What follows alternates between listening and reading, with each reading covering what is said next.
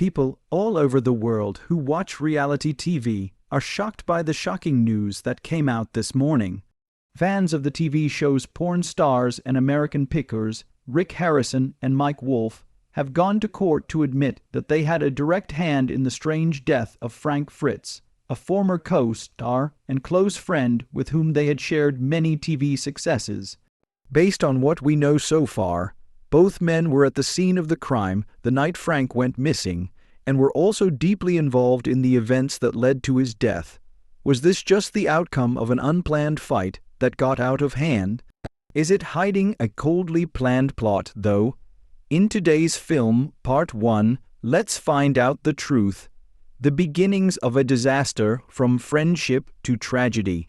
No one can argue that Rick Harrison, Mike Wolfe, and Frank Fritz were once colorful representations of a nostalgic America that finds value in old things. And each thing has a story that needs to be told.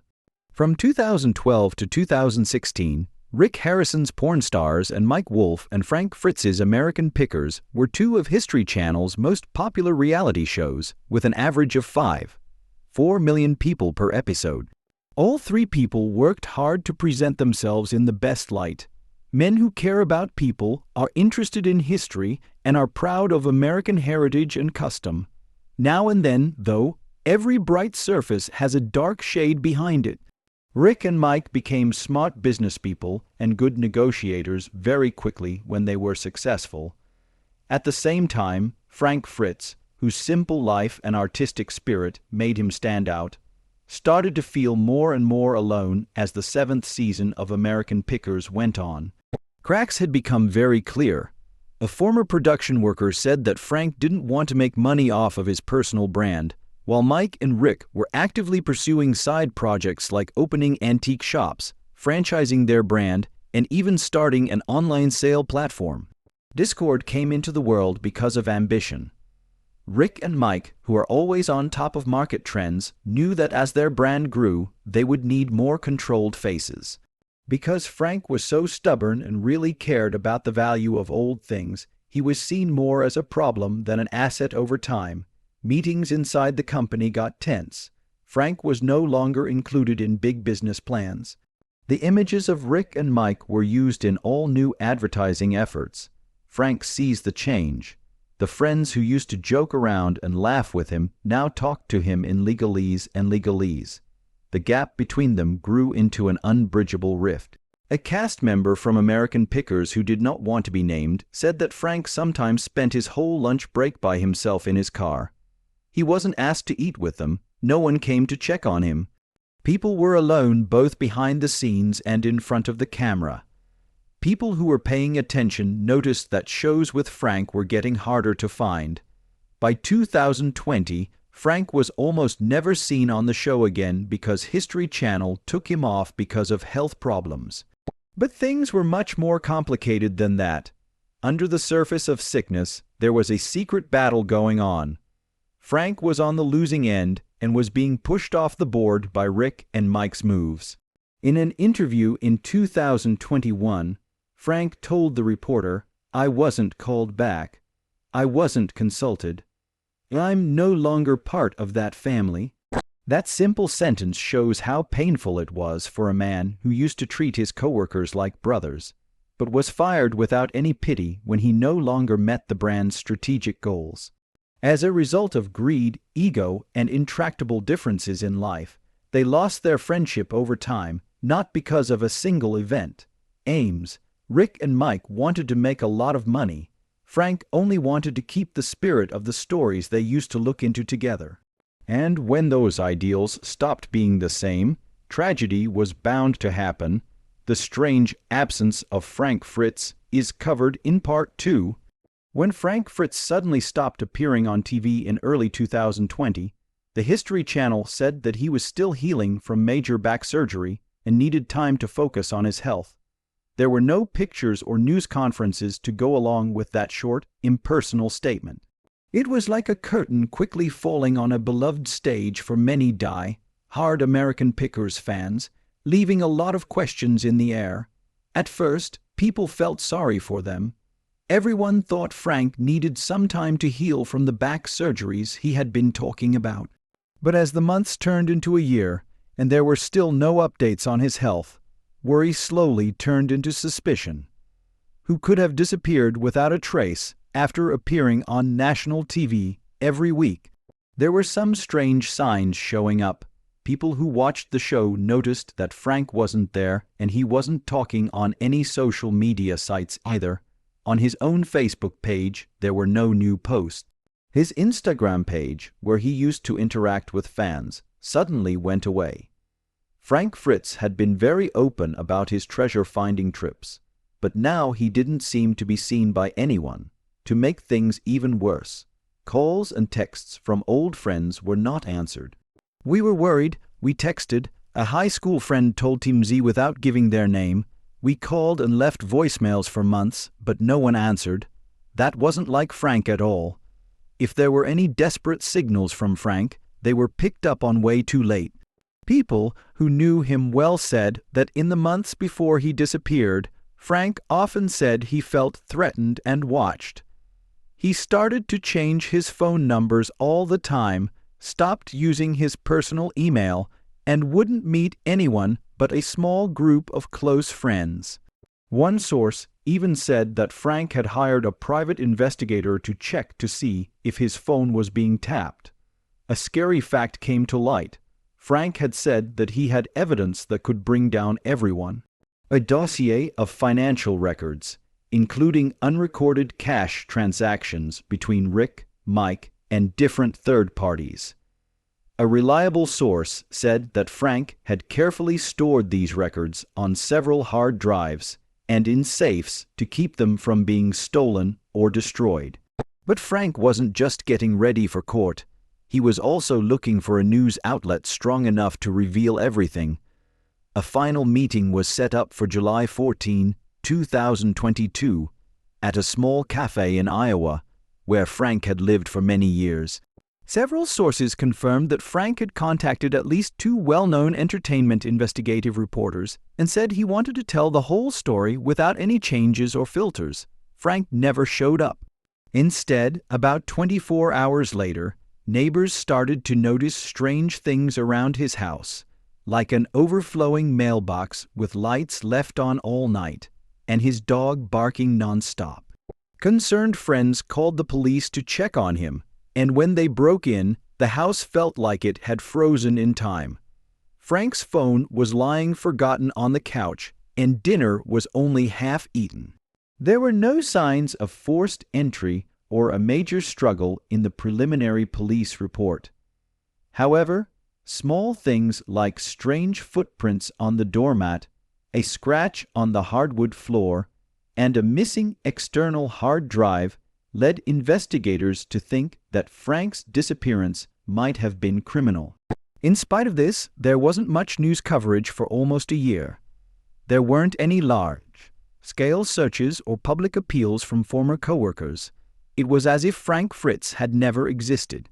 Only his family and a few loyal friends kept looking for clues, offering a $10,000 reward for any information that led to his whereabouts, a lot of money for a middle-class family. It wasn't until early 2024 that the shocking truth about Frank's disappearance came to light in a leaked video from the courtroom where Rick Harrison and Mike Wolfe were on trial. In the video, Rick holds back tears as he says, "We didn't save him. We let him pass away." That confession not only broke the hearts of people who used to love the TV trio, but it also started the biggest criminal investigation in the history of American reality TV. It raised an unanswerable, disturbing question. Did Frank Fritz die because he made a careless decision in a moment? Or was he the victim of a long, planned plot to silence him forever? Later legal documents showed that Frank had financial evidence that could have brought down the empire Rick and Mike had built over more than a decade. Had those papers gone public, it would have been terrible for their personal reputations, as well as the reputations of their sponsors, business partners, and even the broadcasters who showed their shows. But Frank never got the chance to tell the truth. Power and greed silenced the voice of a man who only wanted his story to be told. Part 3, The Terrible Night and Last meeting. It was a hot and humid July 13 evening in a small town in Iowa. Fritz was getting ready for a meeting that could change his life, but he had no idea that a terrible tragedy was happening just a few streets away in a simple house at the end of Franklin Street. A war, now black. Briefcase held financial documents, photocopied contracts, and several draft emails of accusations. They were neatly organized in the living room. Frank, who loved finding lost history, was about to reveal the deepest secrets of the men he used to call brothers. It was 8:02 p.m.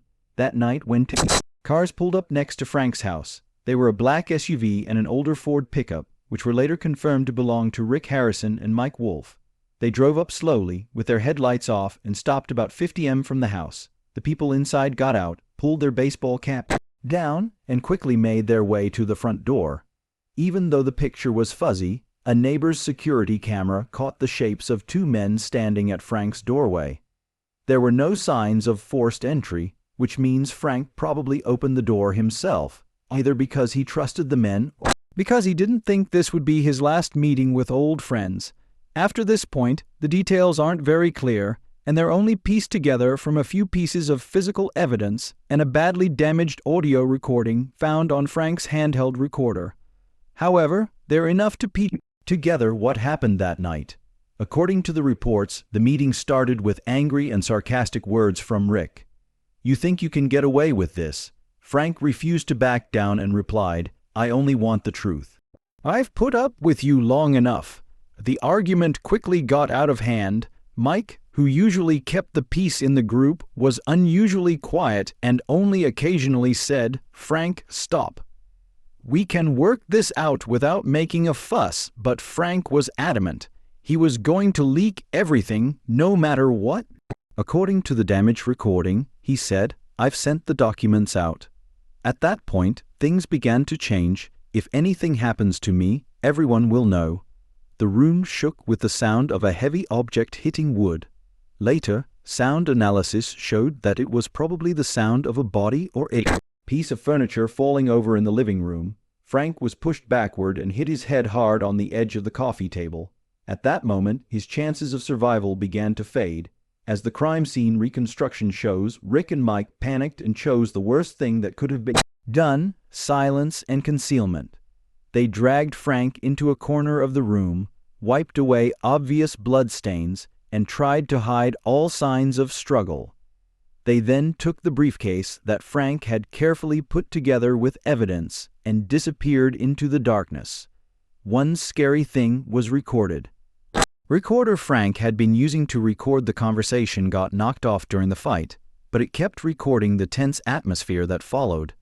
In the minutes that followed, Rick could be heard whispering, "No one should ever know about this. There's no way back," they said around 9:15 p.m. The two vehicles left in the same order they had arrived. Someone 3 houses down said they heard the engines revving as if someone was running away in fear. Fritz died alone and in pain. The medical examiner's report confirmed that he had a severe traumatic brain injury, but it also said that he had a greater than 70% chance of survival if medical help had been given quickly. He wasn't given that chance, and in the days that followed, Frank's house became a silent repository of untold secrets. His phone couldn't be reached, and his email account was locked. Calls from family and friends went unanswered, resounding into the void. Frank's sister was the only one who took action right away. She had asked for a welfare check after days of not hearing from him.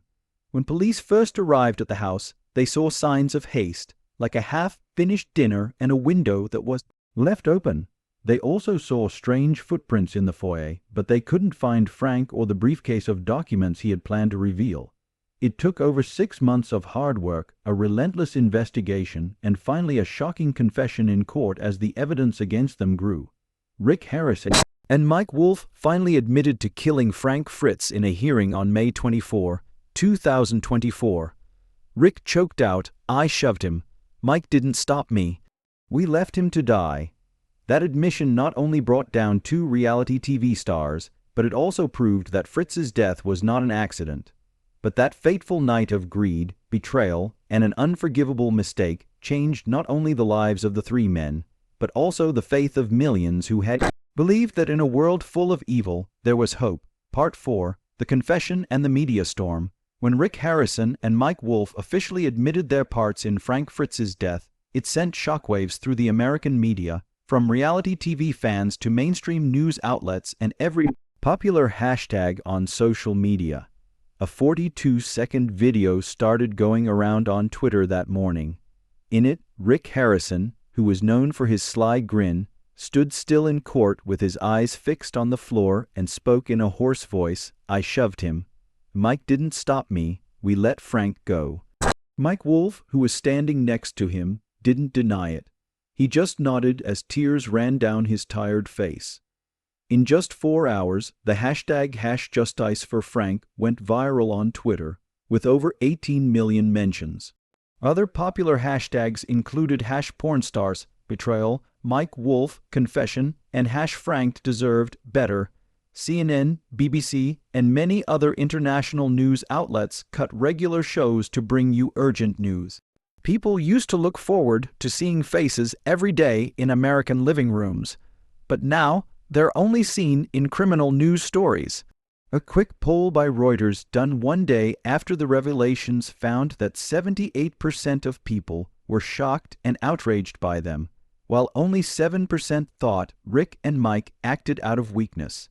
People were angry on more than just social media. Within 48 hours, more than a dozen major partners, from antique store chains to publishers who had worked together on books, canceled their contracts with porn stars. Walmart took down all of its porn stars merchandise, and History Channel released a TUR statement saying, "We are cutting all ties with the individuals involved and will review our personnel vetting procedures in full." A lot of people stopped following and subscribing to Rick and Mike's personal accounts. The official porn stars YouTube channel, which used to have over 2 million subscribers, lost almost 600,000 subscribers in just 3 days. Despite all the chaos, Frank Fritz's family held a small memorial in his Iowa hometown that drew thousands of people. Many people who came to the memorial had never met Frank but felt compelled to show their grief and anger. They carried signs that said, "Frank, the last keeper of our faith, and no one deserves betrayal by their friends." The memorial quickly turned into a place where people from all over the country could mourn together and get angry. A movement called Honor Frank started, asking reality TV producers to hold on-screen personalities to higher moral standards. Within a week, over 350,000 people had signed the petition. Not everyone turned against Rick and Mike right away. Some diehard fans tried to explain their actions by saying they were under a lot of stress, had to pay bills, or were reacting to a crisis. Some online comments even said Frank started the fight, but these arguments were quickly overpowered by the proof from the courts and the outrage of the public. Media experts spoke out right away. For example, pop culture critic Lawrence Steele said on a CNN panel, "The case of Rick Harrison and Mike Wolfe isn't just a criminal trial. People believe media-made personas without questioning them, which shows how society works." Social psychologists also weighed in. Dr. Samuel Gray of the University of Chicago said, "This fierce backlash underscores how personally portrayed the public feels when public figures, especially those presented as ordinary folks, violate that trust." The wound goes beyond disappointment to collective rage. The scandal made many content producers rethink their business models.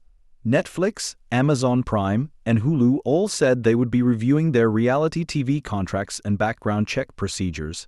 Before airing any new season, several states' lawmakers introduced bills to require reality shows to have stricter oversight and participants to meet minimum ethical standards. Rick Harrison and Mike Wolfe's once famous reputations were in shambles.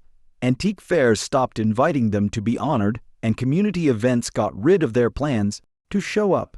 In Las Vegas, a history museum took down a display that Rick Harrison had sponsored and put up a simple plaque that said "permanently closed." Rick and Mike were facing serious legal consequences, So the most important thing they had left behind wasn't the ancient treasures they had found on their hunts, but a story about broken trust and the terrible consequences of greed that can't be stopped. This was not only the end of 2 TV careers, but it was also the final nail in the coffin of a golden chapter in the history of American reality TV. Part 5: The Investigation and Details That Haven't Been Made Public. When Rick Harrison and Mike Wolfe were forced to confess in court, everyone thought that all the truth had been revealed. But what happened next showed the huge iceberg of a plot that had been building for years, and Frank Fritz's death was just the tip of it. The full investigation started right after the first trial. Initially, the police were only interested in finding out what caused the death, but they soon expanded their search to include financial crimes, fraud, and evidence tampering plots. What they found was a disturbing picture of greed, betrayal, and an underground network of people working together behind the backs of TV viewers. First, investigators focused on Rick and Mike's financial records for more than 10 years. With the help of a team of forensic accountants who specialize in financial crime, they looked at every transaction related to joint projects in which Frank had been involved. What they found was shocking. Between 2015 and 2021, over $3 million had been sent through offshore accounts mostly in Belize and the Cayman Islands. During the peak years of porn stars and American pickers, especially Frank, Fritz was not told about or shared in the profits from most of those deals. Contracts and accounting papers that Frank had signed at the beginning of their work together were later changed behind his back to include unfair terms. Some of the signatures on these records were even thought to be fakes, according to handwriting forensics that the prosecution hired. Digital evidence was also very important in revealing the whole plot. Emails between Rick, Mike, and their personal legal team were found on one of the hard drives that was seized at Mike Wolfe's home. In those messages, there were plans to keep Frank out of good deals and talks about how to stop him from being a threat. One particularly scary email, sent from a secure internal account on June 12, 2022, just 1 month before Frank's death, said, "If Frank goes too far, we need to make him quiet permanently." Digital forensic experts were eventually able to figure out where it came from, as ordered by the court. At the same time, a crime scene forensics team was put together to re-examine Frank's whole house. Investigators found signs of a hasty cleanup effort, with traces of industrial-strength cleaning agents that are usually only found in labs or medical facilities being found on many surfaces. The most important piece of evidence was the handheld recorder Frank had used to record the final meeting. A laser scan of the hardwood floor near the coffee table, where Frank was thought to have fallen, showed blood smudges that had been crudely wiped to avoid a close look, but they could not stand up to a more in-depth forensic analysis. Even though it looked broken, the memory chip still had data that could be recovered. After hours of work, audio experts were able to extract 17 minutes of recordings, which included the whole argument, the fight, and the unintentional admissions. The most chilling part was a clear voice that was identified as Rick saying, "No one will find you, Frank. We will wipe you out," became the most important part of the prosecution's case, turning what happened from a careless fight into a planned, intentional act. An unexpected witness, a former delivery driver for Mike Wolfe's Antiques, also came forward. In sworn testimony, he said that the night Frank went missing, he was told to bring an important shipment from Iowa to a warehouse in Kansas City without the usual checks. The contents of the shipment have not been made public yet.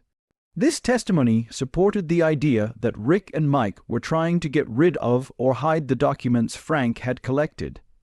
Police looked at more GPS data and confirmed that Mike's pickup was at that Kansas City facility in the early hours of July 14, just hours after Frank was said to have died. As the pieces came together, they showed a horrifying picture. Rick Harrison and Mike Wolfe had not only broken up with someone they had been friends with for decades, but were planning to get rid of Frank For good once, he became the biggest threat to the money and fame they had built up through public trust. The investigation also revealed shady deals in the reality TV business. Some high-level History Channel executives were thought to have ignored warning signs as long as the shows kept making money. One senior producer was accused of taking an undisclosed retainer from Rick to keep the star's good reputations in the media. This caused a huge uproar, and people on social media forums called for a complete overhaul of the reality TV industry. Polls showed that 82% of Americans thought the industry had let unethical behavior go on for too long without being stopped. Still, the scariest truth remained. Frank Fritz loved a simple life, and the people he trusted the most had killed him because he dared to demand justice. Frank's death stopped being just a personal tragedy and became a stark warning of what happens when greed takes over ethics and friendship is traded for checks that can't be tracked. Broken trust. The fall of Rick Harrison and Mike Wolfe did more than end two careers. It shook an entire industry to its core. The scandal's effects went far beyond the courtroom, reverberating through American culture like a series of concentric waves. Reality TV, which was already criticized for not being real, now faced a confidence crisis on a scale that had never been seen before. Within 3 months of the scandal, viewers of once popular shows like Porn Stars, American Pickers, and even shows that were only slightly related dropped by 18% to 27%. According to Nielsen, this wasn't just a temporary backlash. Audiences realized the moral price they were no longer willing to pay for glossy, fake content, and major sponsors who had backed Porn Stars and American Pickers cut ties almost right away. Within days, multimillion-dollar advertising deals were canceled. Target said it would take down all Rick Harrison and Mike Wolfe branded items from its shelves, saying, "We stand by integrity and respect for the individual." It was quick and cruel to erase their public pictures. Old fairs that used to be very proud of their displays. The pictures of Mike Wolfe tore them down overnight. Shops that had worked with Rick Harrison changed their advertising to not talk about Porn Stars at all. Almost at the same time, fans stopped talking about memories. Old DVD and collectibles that were once treasured memories of childhood were sold at yard sales for pennies on the dollar or thrown away as unwanted reminders of the betrayal. Even though people were angry, there were also things done to remember Frank Fritz. Small old shops all over the country held Pick for Frank events and gave the money raised to charities that help people who have been abused or cheated on their finances. In Davenport, Iowa, a memorial mural sprung up with the simple but powerful words, "Frank Fritz, a keeper of forgotten stories." The University of Iowa also created a grant in Frank's honor for students studying history and folklore, two subjects he was very interested in. Frank's family said that even though people he trusted may have let him down, his spirit will never be forgotten.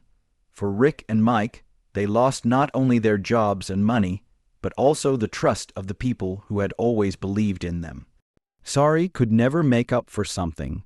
They caused so much damage that no action could undo it.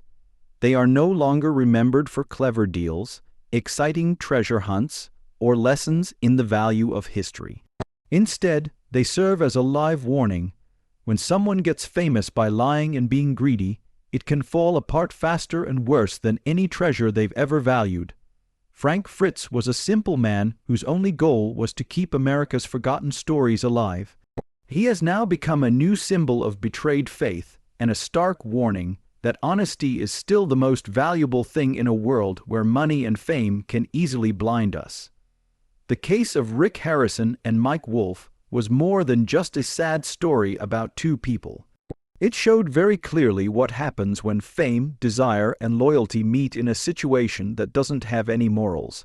Frank Fritz did not die just because of a fight on a hot summer night.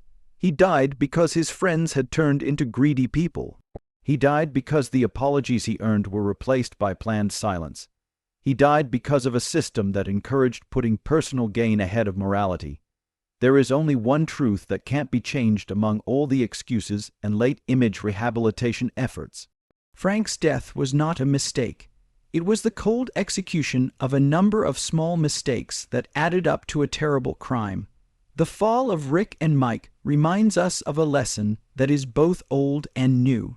Fame can help you build a kingdom, but it can also destroy people in an instant when you're in the public eye. Greed and betrayal hang over us like heavy shadows, ready to grab any weak soul. Frank Fritz may be quiet now, but his death is an undeniable warning to a culture that is all too willing to accept polished personas. It says that there are darker stories behind every smile on screen. There are things that the stage lights will never show, and even though it's been a long time since the media storm, one question still keeps coming up. Was this really a terrible mistake, or had this been planned for a long time? The answer may have been buried with Frank Fritz for all time. How deep does the truth about what Rick Harrison did go, if all we know is the surface? Tell us what you think below. Don't forget to like, share, and follow to find out more about the secrets that haven't been told yet. We'll see you in the next part.